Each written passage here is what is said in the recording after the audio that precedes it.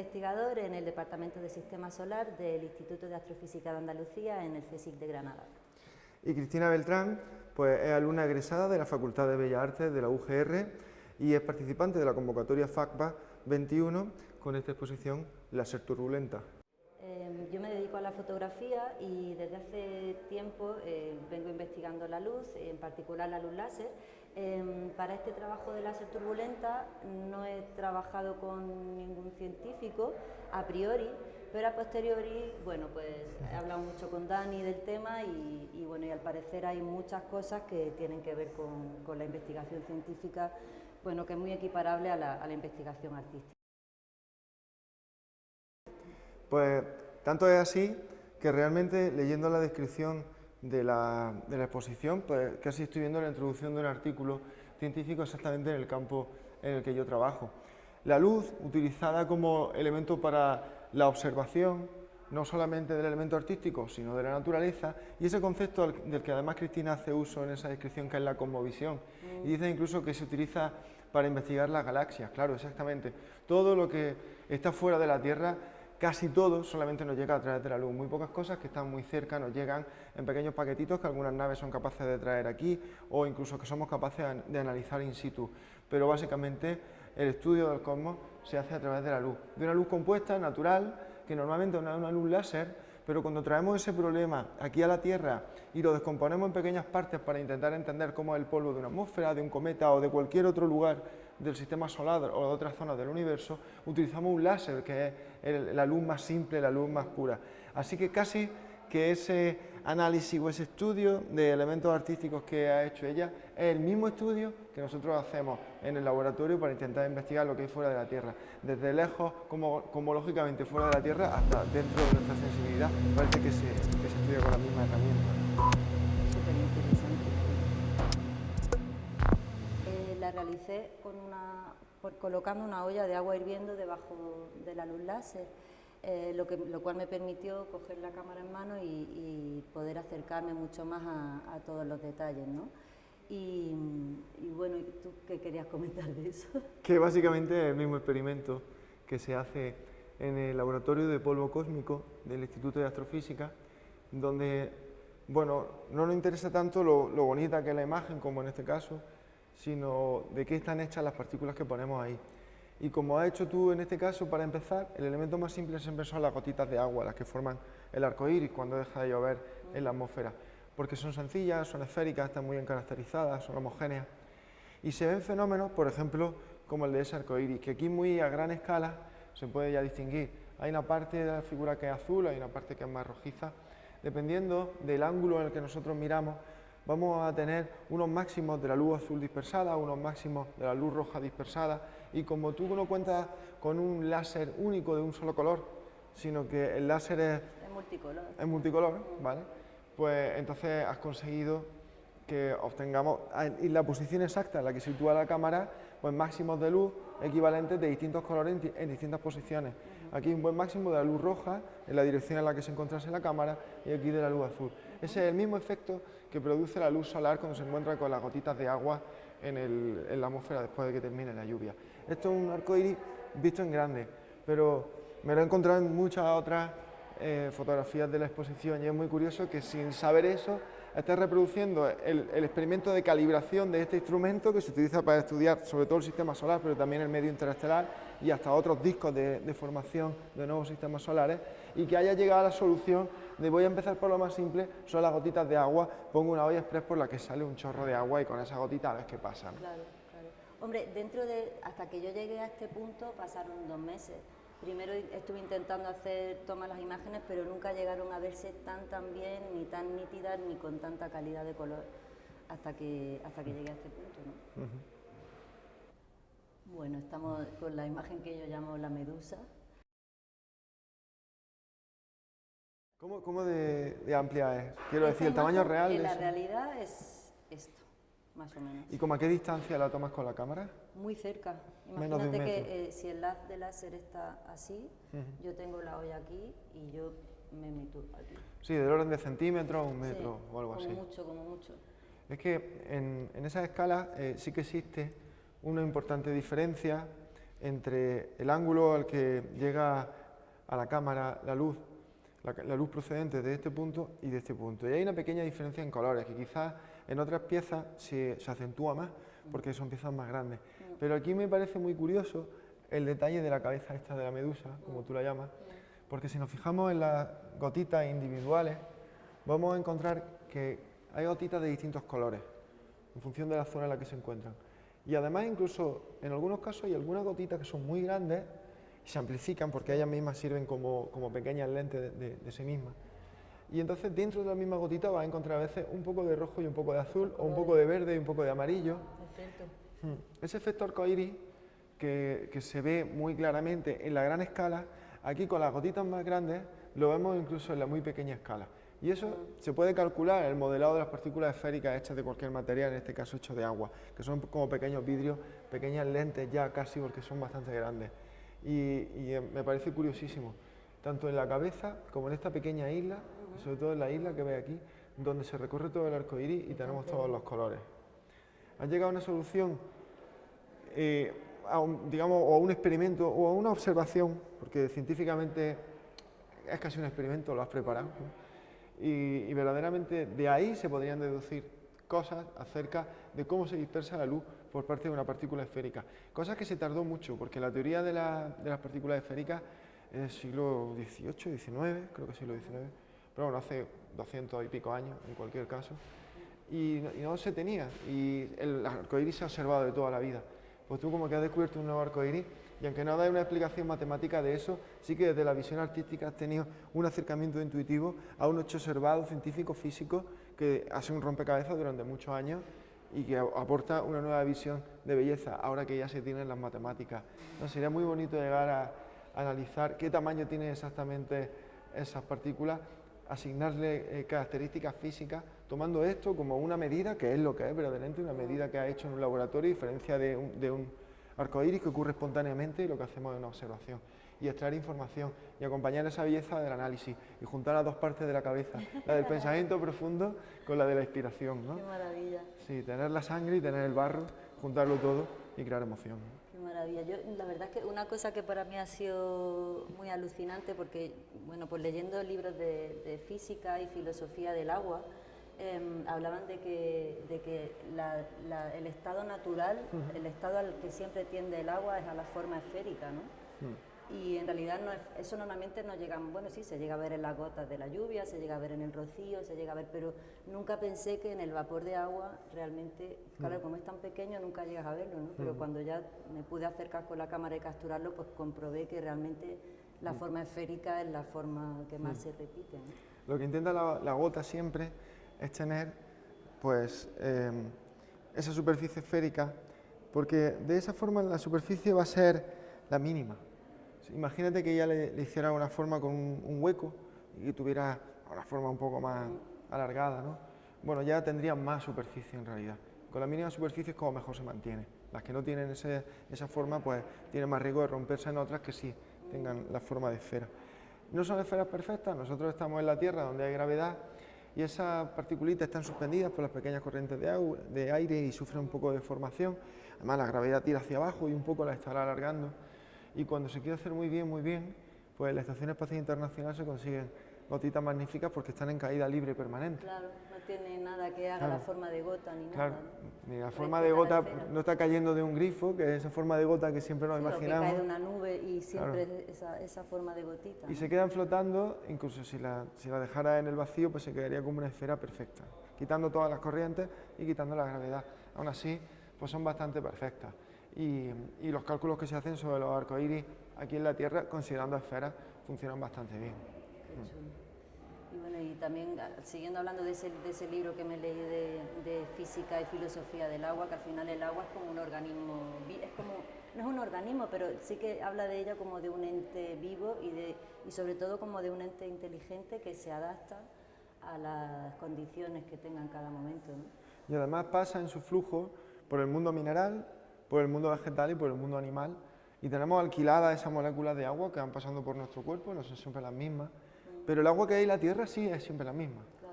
Desde el momento en el que, bueno, al inicio del sistema solar, cayó un gran bombardeo de un montón de cometas y asteroides por un momento de inestabilidad dinámica que hubo. Pues después de eso no había un gran añadido de agua y tampoco hemos perdido casi nada de nuestra atmósfera porque la haya barrido el viento que viene del Sol. Así que más o menos es la misma agua que desde el principio, pero nos la vamos prestando los árboles, los animales, los seres humanos, los ríos, sube, baja, se evapora, hacemos cubitos.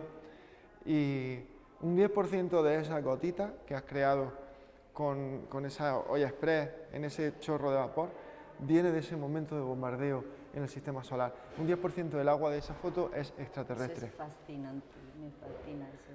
Somos polvo de estrellas y agua, Y agua, de estrellas. y agua, agua de estrellas. Esta serie de imágenes son de la primera fase de experimentación. Yo he de decir, con lo que primero empecé a experimentar fue con un flip de agua, con un pulverizador de agua. Y bueno, era todo un poco difícil porque tenía que andar dándole al flip, apretando a la vez el disparador de la cámara, entonces era todo un poco complicado. Y sobre todo empecé a trabajar con bajas velocidades para ver los recorridos del agua y para ver todas las siluetas que tanto en un agua pulverizada como en un montón de fenómenos de la naturaleza más siempre se repiten. Y me quedé fascinada también porque a este nivel empezaron a salir también pequeños microcosmos, pequeñas galaxias, pequeñas explosiones. Hasta veo como planetas y su satélite o su pequeño sol o no sé qué podría ser, ¿no? Y luego además en el encuentro que tuvimos tú y yo, cuando te invité a ver la exposición por primera vez, me estuviste comentando que la calibración de los equipos la realizáis con agua pulverizada también. Literalmente así, lo que pasa es que en lugar de ser un pulverizador de mano, como tú hiciste después con la olla, tenemos un pulverizador automático donde hay un depósito de agua, una entrada de aire limpio para que no se mezcle con polvo y una salida, pues muy fina, por la que va saliendo de manera continua. Un pequeño chorrito que se abre de agua pulverizada, como el que se ve perfectamente en esta imagen, como el que se ve perfectamente en aquella imagen y como el que se ve perfectamente en esta, que incluso coge un trozo del pulverizador. Claro, lo he dejado para que se viera, ¿no? Para que sea más didáctico. Funciona así, literalmente, y va saliendo el chorro de vapor, en este caso no es caliente, es vapor frío, de forma continua. Le damos con una luz láser, en este caso de un solo color, y se mide cómo se dispersa la luz alrededor de ese chorrito de vapor. Ahí sale una curva de luz, en donde la mayor parte de la luz, la mayor parte de la intensidad de luz, realmente sale dispersada hacia adelante. Hay una parte importante también que sale dispersada hacia atrás, como si se reflejara, como cuando la luz se refleja en un espejo, y muy poca de esa luz sale dispersada hacia los lados. Entonces, en esta fotografía, yo creo que tú, que tendrás en la memoria en el momento de hacerla, podrás quizás recordar en cuál de ellas estaba observando ese chorro de vapor del pulverizador desde adelante, donde adelante significa la dirección en la que se mueve la luz, desde atrás o desde el lado, porque desde el lado brillará muy poco. Claro. Esto se parece al polvo que flota en el aire cuando entra la luz por las rendijas de la persiana. Si tú lo ves de frente a la persiana, está en la dirección hacia adelante y ves que brillan mucho las motas de polvo. Si ahora te pones en el lado de la persiana y ves las partículas desde atrás, brillan menos. Pero si te pones de lado, no brillan prácticamente nada. Esa es la curva natural de intensidad que se mide en el laboratorio de dispersión de luz y que realmente luego se observa también en los objetos astronómicos. Esos satélites que dices, esas pequeñas galaxias, a mí me da la sensación de que lo que está ocurriendo es que hay partículas de polvo en el aire. Siempre la hay. Claro. Partículas de polvo natural. Y en mi estudio hay muchas. En cualquier lugar del mundo, primero porque hay polvo en el campo, el polvo natural de la Tierra. Segundo, porque nuestra piel desprende muchas escamas y aproximadamente también un 10% del polvo que hay en una casa normalmente o en cualquier estancia cerrada viene de las escamas de piel desprendidas. Y por otro lado, pues tenemos contaminación también en las ciudades. Todas esas son partículas de polvo que se mueven por el tamaño de las micras. Estas partículas de agua que salen del pulverizador son más pequeñas. Y me da la sensación de que lo que está ocurriendo en esta fotografía es que algunas de esas partículas de agua muy pequeñas, que pueden ser, por ejemplo, de la milésima parte de una micra, que es como la millonésima parte de un milímetro, que eso sí lo tenemos todo en la cabeza, por el papel milimetrado, se están pegando alrededor de las motas de polvo que flotan en el aire, que son 1000 veces más grandes. Y están haciendo que brillen y que se formen grandes núcleos. Son los núcleos de condensación que se forman cuando el agua pues, se condensa en las nubes y luego tenemos la lluvia. Una nube se forma mucho mejor, necesita para formarse que haya pequeños núcleos de condensación, que haya pequeñas partículas de polvo natural, o cuando hay una tormenta, por ejemplo, de polvo del desierto, vemos esas nubes rojas. Tenemos también nubes muy negras que en ocasiones pues, pueden contener algunas partículas de contaminación. Creo que tiene algunos núcleos de condensación naturales flotando en el ambiente del estudio y que se ha condensado un poco de ese agua pulverizada alrededor. Esto tan grandísimo seguramente venga de algo así, ¿no? De algo No así. son simplemente las gotas de agua. Claro, no significa que sea tan grande esa bota de polvo, pero si se ha rodeado de agua. Se ha rodeado de mucha agua y ese agua puede incluso estar haciendo el efecto lente. Entonces, desde tu posición y con efecto lente y un poco de desenfoque, es posible que por eso haya obtenido algo así. También el color de las partículas muchas veces nos dice cosas. Pues las partículas más pequeñas dispersan más la luz azul y las partículas más grandes dispersan más la luz roja. Esa es la razón de que el cielo en la Tierra sea azul y el cielo en Marte sea rojo. En la Tierra son las moléculas grandes las que dispersan la luz solar y esa luz azul que interacciona con esas partículas tan pequeñas, con las moléculas, pues se va para todas partes y tenemos un cielo azul. En Marte hay mucho polvo en el aire y ese polvo, que son partículas 1000 veces más grandes o incluso mucho más, pues esas son las que dispersan la luz roja. Entonces en Marte tiene un montón de luz roja dispersada en todas las direcciones y en suma tiene un cielo rojo. Aquí en la Tierra el cielo es azul y los atardeceres son rojos, y en Marte el cielo es rojo y los atardeceres son azules. Y has tenido como un arco iris aquí de pequeños atardeceres y partículas de cielo, bastante multicolor, por los distintos tipos de partículas que están flotando en tu planeta y por los distintos tipos de luz que está emitiendo tu láser. Y todo ese espectro, sumado al efecto arco iris, es una unión de un montón de fenómenos físicos que sería dificilísimo de desentrañar con matemáticas de verdad y que tendríamos que haber medido exactamente el ángulo de visión, haber medido exactamente los tamaños de las partículas, y también de qué están hechas esas partículas y qué forma tienen. Pero no nos hace ninguna falta porque esto es un acercamiento intuitivo y sensible. Ya está entendido matemáticamente, ya lo venimos a disfrutar de esas cuentas. Qué guay, muy bien. En esta ocasión ambas imágenes, esta la realicé haciendo interceptar al láser con polvo. Bueno, estas en particular, una de mis compañeras estuvo barriendo debajo del polvo láser en el estudio y bueno, y quedó esta imagen tan sutil, ¿no? Que también tiene mucho que ver con el cosmos y con las galaxias. Y bueno, y esta también fue algo parecido. En esta creo que estuve tirando por ahí polvo y aprovechando y dando zapatazos para que subiera para arriba.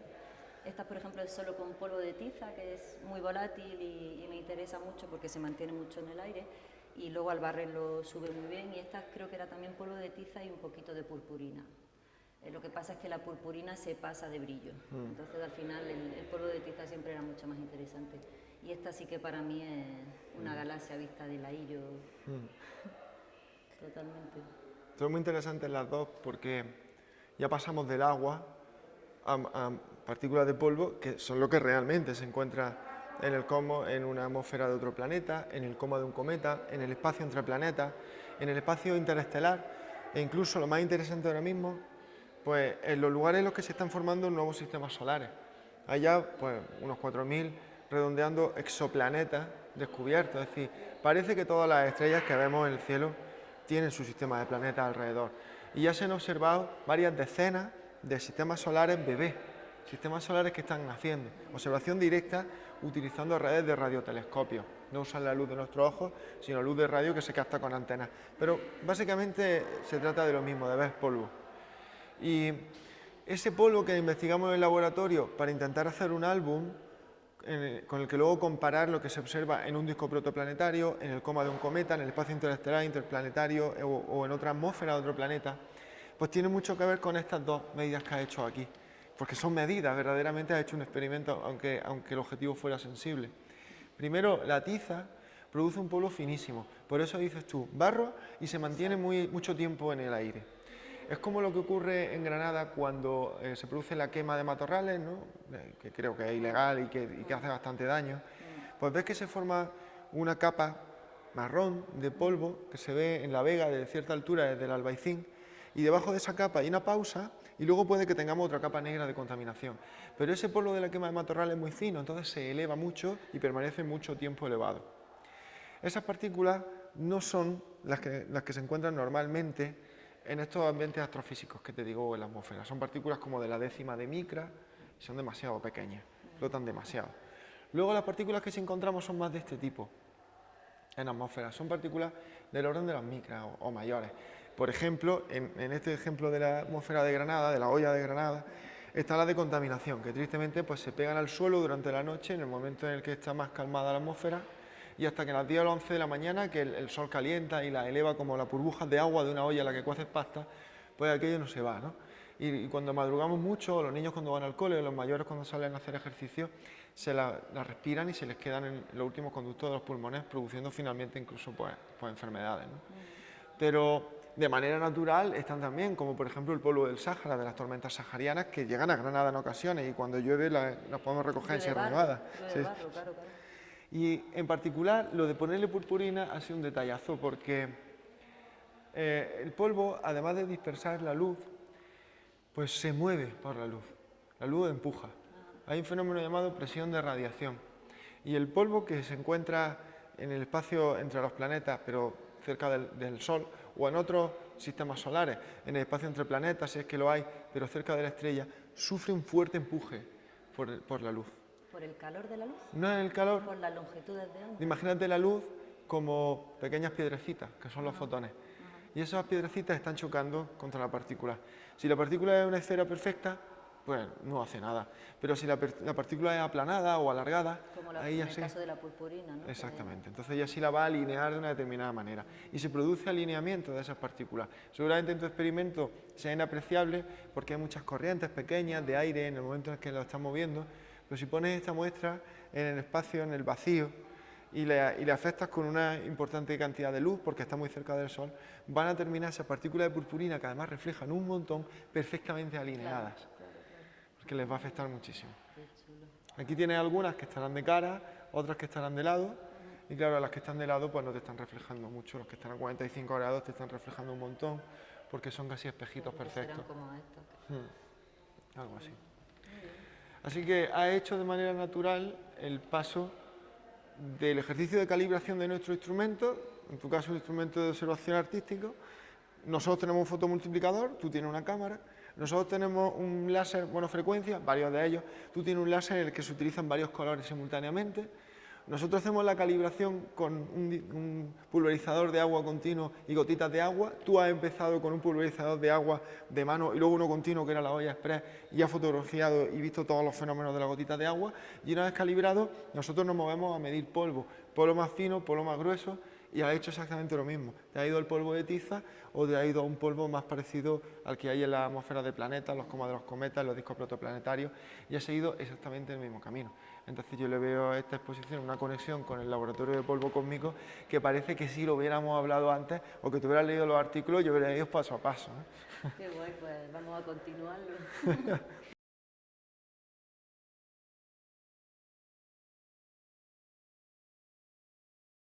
Bueno, Dani, pues estas dos fotos están realizadas con un humidificador de ultrasonido,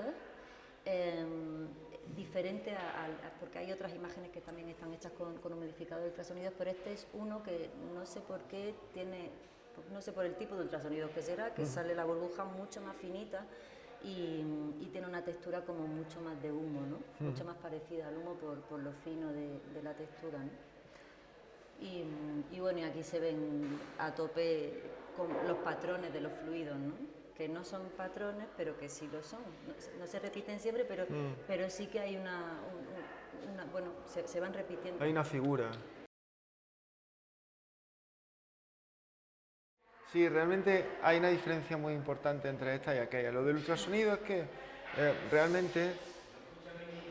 realmente si produces, pues, un ultrasonido básicamente es un sonido como el que escucha nuestro oído, pero que tiene una frecuencia muy aguda, y si la haces mucho más aguda, haces esa frecuencia mucho más alta, pues eres capaz de romper en trozos más pequeños aquello que estés golpeando. Bueno, pues se ha roto el agua en trozos muy pequeños, más pequeños que los del pulverizador de mano o los de la olla express. Y cuando los elementos que forman un conjunto macroscópico. Y a esos elementos vamos a llamarlos microscópicos, aunque no haya que mirarlos con un microscopio. Pero cuando los elementos que forman un conjunto más grande son muy pequeños en relación al conjunto, eso ya se puede considerar un fluido. Y esto se utiliza en astrofísica para estudiar incluso las galaxias. Es decir, una galaxia es un fluido donde cada una de las microgotas es una estrella, un sol. Un sol no es para nada un fluido, es un peñasco enorme, es una masa gigantesca, mucho más grande que nuestro planeta. ¿Cómo podemos decir que el sol es microscópico? Bueno, con relación a toda la galaxia, el sol es un puntito muy pequeño. Y entonces ahí empiezan a ocurrir fenómenos de lo que se conoce como la física de fluidos, que son pues todos estos patrones que estás viendo aquí, estos remolinos, y eso tiene sus ecuaciones, pero esas ecuaciones solo funcionan bajo esa condición. De manera natural e intuitiva, tú has llegado a romper ese límite y ahora en lugar de estar estudiando un montón de pequeños ladrillos, bloques que forman una mancha, que son esas gotas muy gordas formadas por la olla express, ahora estamos estudiando microgotas que forman una figura muy grande en comparación con cada uno de esos microelementos. Y eso ya tiene características de fluido, como una galaxia las tiene cuando mira que sus elementos microscópicos son los soles. Y eso ya cumple las condiciones para formar esas maravillas, ¿no? Como digamos, las formas de humo de un cigarro o como los remolinos que se forman en un río, ¿no?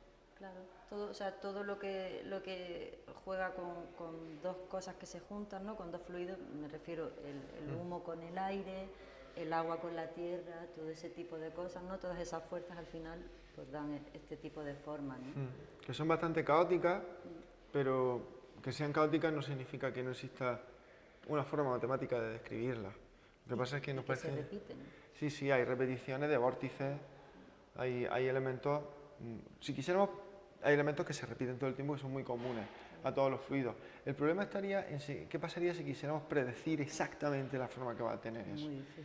Eso es muy complicado, porque son sistemas... En vacío y todo, ¿no? Son sistemas no lineales que se llaman, en los que hay eso que llamamos efecto mariposa, y entonces hay que conocer muy bien la posición inicial y cómo se mueve cada gotita de agua y qué características tiene para ver dónde van a estar todas las gotitas dentro de un rato. Sería imposible. La física de fluidos describe a grandes rasgos y en lo macroscópico cómo se mueve ese humo, cómo se mueve ese vapor, pero describir exactamente, calcular exactamente esa fotografía a partir de lo que tenía inicialmente, pues habría sido complicadísimo. Pero es verdad que yo lo he venido observando, que dependiendo del fluido con el que esté trabajando, si es de un humidificador ultrasónico o de otro, del vapor de agua o del agua pulverizada o del humo, es verdad que dentro de cada tipo de imagen con ese tipo de fluido se repiten mucho más determinados tipos de formas, ¿no? Aunque sí es verdad que el torbellino, el tirabuzón, el remolino, sí que es algo que se repite, pero no siempre de la misma manera, pero sí que se repite la forma a grandes rasgos. Una característica de estos experimentos de dispersión de luz es que cuando observamos la luz casi de frente, digamos tal y como lo tiene del láser, pues vamos a ver mucha intensidad, pero si empezamos a movernos hacia el lado, esa intensidad va a ir bajando, y cuando vemos la muestra de polvo, en este caso el humo que sale de la máquina de humo totalmente de lado, es cuando vemos menos brillo. Y ahora si seguimos moviéndonos en ese hipotético experimento, hasta la parte de atrás, la luz que se refleja casi hacia atrás, vamos a ver un repunte de la luz otra vez, que es el que sucede en los arcoíris, cuando tenemos el sol en la espalda y las gotas de agua delante. Se observa perfectamente en la instalación. Es un experimento perfecto, salvo porque no tenemos instrumentos de medida objetiva, sino solo nuestra sensibilidad para advertirlo.